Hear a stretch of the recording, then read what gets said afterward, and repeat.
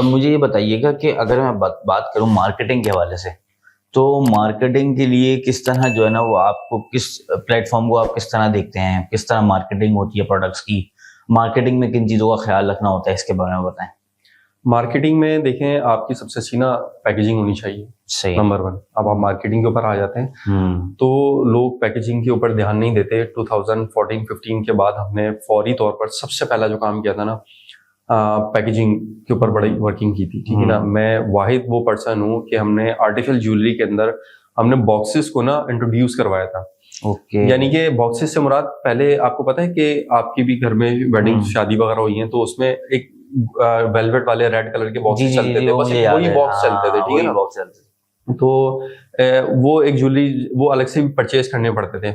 अगर आप online shopping कर रहे हैं तो वो आपको ना जस्ट थैली के अंदर पैक होके उसके ऊपर बबल रैप होके सेंड कर दिया जाता था। उसमें डैमेज भी होती थी ज्वेलरी और वो एक अच्छा कॉन्सेप्ट नहीं आता। वो अच्छा नहीं लगता। तो हमने एक उसका पैटर्न डिजाइन किया था, मुझे आज भी याद है। एक साइज के हमें बॉक्सेस, हमने सारे साइजेस के बॉक्सेस को इंट्रोड्यूस करवाया और वो इतने कामयाब हुए कि आज जितने भी, मैं अगर इन टर्म्स ऑफ बात करूं, और 1000 सेलर सिस्टम पाकिस्तान में है आर्टिफिशियल ज्वेलरी के सेल कर रहे हैं, चाहे वो पुराने हैं चाहे नए, वो सारी हमारी पैकेजिंग फॉलो करते हैं। अच्छा, वही बॉक्सेस का साइज फॉलो कर रहे हैं, सबसे बड़ी बात वही पैटर्न फॉलो कर रहे हैं जो हमने बॉक्सेस को मार्केट में क्योंकि इंट्रोड्यूस करवाया था। अब बल्कि मुझे हैरत हुई, मुझे कुछ अर्से पहले पैकेजिंग, क्योंकि लोग बहुत सारे जानने वाले तो आते रहते हैं, क्या यार आपका जो बॉक्स जो बनाया था ना वो मार्केट में ऐसे रन हो रहा है, लोग उसको ना यानी कि आप तैयार करके रख देते हैं और किसी को भी वो बॉक्स चाहिए वो आता है, अपना सिर्फ स्क्रीन प्रिंटिंग करवाता है अपने ब्रांड नेम उस पे और वो ले जाता है। ऐसे सही तो उसके वो बन गई। तो पैकेजिंग इतनी इंपॉर्टेंट है। कस्टमर आज हमारे पास सबसे पहले जब उसको पार्सल रिसीव होता है तो वो यकीन माने वाव का उसका वर्ड निकलता है। आप हमारे पेज पे रिव्यू जाके देखिए, हमारी वेबसाइट के ऊपर क्लाइंट रिव्यूज का एक सेक्शन बना हुआ है, वहां जाके देखेंगे, उसमें तकरीबन 40% लोगों ने सिर्फ पैकेजिंग की तारीफ की। ओके। अब आप कहेंगे कि आप पैकेजिंग जब इतनी अच्छी दे रहे हैं तो आपके पास मार्जिन नहीं बचेगा कि मैं 500 रुपीज की एक रिंग मुझसे कोई ऑर्डर करता है आज की डेट के अंदर, तो 500 रुपीज में मैं उसको एक बॉक्स दे रहा हूँ, ठीक है। बॉक्स के साथ उसके अंदर हम पाउच भी दे रहे होते हैं, उसके अंदर एक बैग दे रहे हैं, फैंसी बैग। अब उस बैग के साथ आप मुझे बताएं, बाजार से आप चीज लेने जाए 500 रुपए में आपको सिंगल शॉपर मिलता है। अगर आप उससे दुकानदार से कहते हैं कि डबल कर दे, कभी-कभार तो ये भी नहीं मिलता। अगर हमारी पाकिस्तानी की आदत है डबल कर दे तो वो घूर के देखता है। तो बॉक्स और दूसरी चीजें देना दूर की बात। तो अब हमने क्या किया था कि कस्टमर को नहीं, आपने ना पैकेजिंग अच्छी देनी ताकि उसको फील आए कि मैंने किसी ब्रांड से लिया है ना। अब आ जाए प्रॉफिट के ऊपर, उससे रिस्पेक्ट भी फील होती है। जैसे कि मैं अभी रिसेंटली बताऊं अपना एक्सपीरियंस कि मैंने एक ही परफ्यूम जो है ना उसका इंप्रेशन था, मैंने 2-3 जगहों से मंगवाया क्योंकि मैं कुछ कलेक्ट कर रहा था। एक जगह जो है ना, जैसे आप बताए ना, बबल रैप में उन्होंने डाल के, और बड़ा ब्रांड है पाकिस्तान का और ऑनलाइन ऑफलाइन करता है लेकिन ऑनलाइन अभी थोड़ा थोड़ा कर रहा है, तो उन्होंने बिल्कुल बबल रैप में रख के उसको दरमियान में उस परफ्यूम को फंसा के दे दिया। तो एक मुझे लगता है कि वो जब आपको चीज मिलती है ना तो एक रिस्पेक्ट का एलिमेंट ऐसा लगता है कि यार इसने मेरी रिस्पेक्ट नहीं करी, जिसने पैकेजिंग अच्छी करी है, इसने कस्टमर की रिस्पेक्ट करी है। तो मुझे लगता है कि एक रिस्पेक्ट का एलिमेंट और एक ट्रस्ट का एलिमेंट जो है ना वो बढ़ता है इसकी वजह से। बिल्कुल बढ़ता है। और फिर कस्टमर को ये थोड़ा सा ना, अगर प्रोडक्ट आपकी 19-20 भी है ना, तो वो कॉम्प्रोमाइज कर जाएगा, लेकिन आपकी पैकेजिंग इतनी बुरी हालत में आपने कुछ भी डाल के भेज दिया, वो अच्छी भी होगी ना, उसका दिल खराब हो जाएगा यार ये शायद बहुत ही कोई लो क्वालिटी है ना। अब लोग इसलिए नहीं पैकेजिंग यूज करते क्योंकि पैकेजिंग की कॉस्ट बहुत है ना, अपने प्रॉफिट को मेंटेन करने की कोशिश करते हैं। जीसे का एक मिशन है बेसिकली, जीसे ने भी प्रॉफिट नहीं कमाना। हमारा एक विजन है कि हम अपने 2026-27 के बाद प्रॉफिट को देखेंगे। अभी सिर्फ हमें क्लाइंट बनाने, हमें लोगों को अच्छी चीज कम प्राइस में डिलीवर करनी है, बेशक हमें कुछ उसके अंदर प्रॉफिट उस तरह से ना हो। सही। तो हमारा विजन ये है। हम आप सोचें कि 500 रुपीज में कि मैं कितना प्रॉफिट कमा रहा हूँ, मैं उसके अंदर डिलीवरी के भी हाफ कॉस्ट कस्टमर से चार्ज कर रहा हूँ, क्योंकि आपको पता है पाकिस्तान में इस टाइम जो कंपनी जो चार्ज कर रही है 200-250 रुपीज डिलीवरी रेट चार्ज कर रही है। मैं कस्टमर से शिपिंग चार्जेस नहीं ले रहा, मैं जस्ट हाफ ले रहा हूँ, 99 रुपीज, ठीक है ना।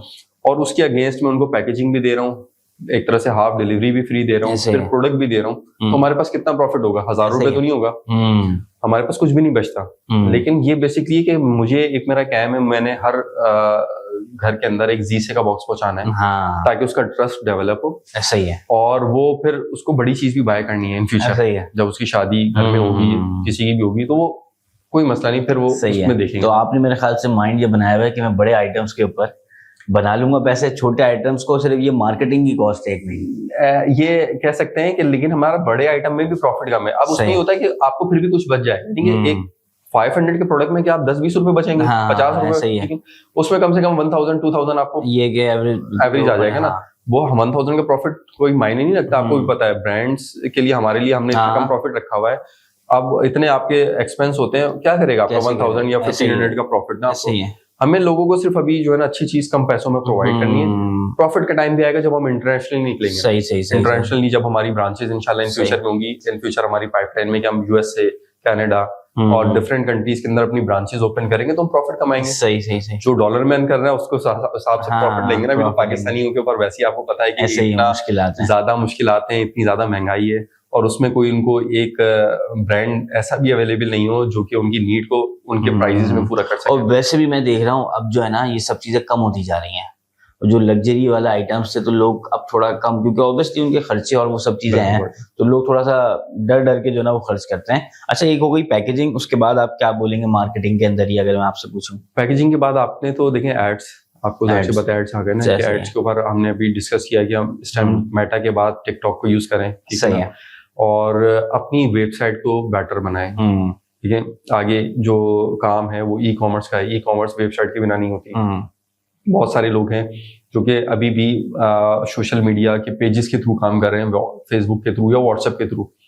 वो एक नंबर ऑफ स्टेज तक तो ठीक है, लेकिन उसके बाद रुक जाएंगे ना, उसमें स्टक हो जाएंगे। आप ग्रो नहीं कर सकते ना। आप दिन में 100 ऑर्डर्स उठा लेंगे, ऐसे ना आप कितने बुक कर सकते हैं।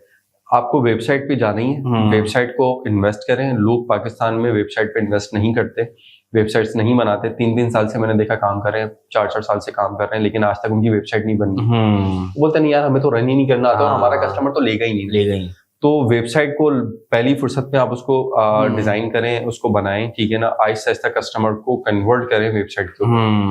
तो ये बेसिकली असल में पाकिस्तान में पहले तो बिल्कुल ही नहीं थे, चले अब तो हो गए। मेंटोरशिप का एक कल्चर नहीं था, ठीक है ना, कल्चर अभी भी नहीं है। अब जो छोटा काम कर रहा है ना वो मेंटोर कैसे रखेगा, उसके पास बजट ही नहीं है। वो किसी को मेंटोर बनाना पसंद ही नहीं करता।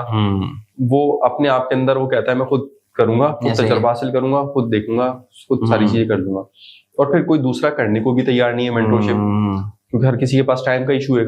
तो मेंटोर मेरे हिसाब से होना चाहिए आपके पास ना, कोई ना कोई। हमने जब स्टार्ट किया हमारे ऊपर कोई मेंटोर नहीं था। आज मेरे बहुत सारे फैमिली मेंबर्स, फ्रेंड्स हैं, कजन्स हैं मेरे, जिनको मैंने तकरीबन 100+ जो है लोगों को हेल्प आउट किया, उनके बिजनेसेस को स्टार्ट करवा के दिया, ठीक है ना। तो उनको एक मेंटोर मिला, ठीक है ना, तो उनका वो टाइम बच गया। और मैं आज उनको कह रहा होता हूँ कि भाई आप लोग ये चीज कर लें, इसका आपको बेनिफिट मिलेगा।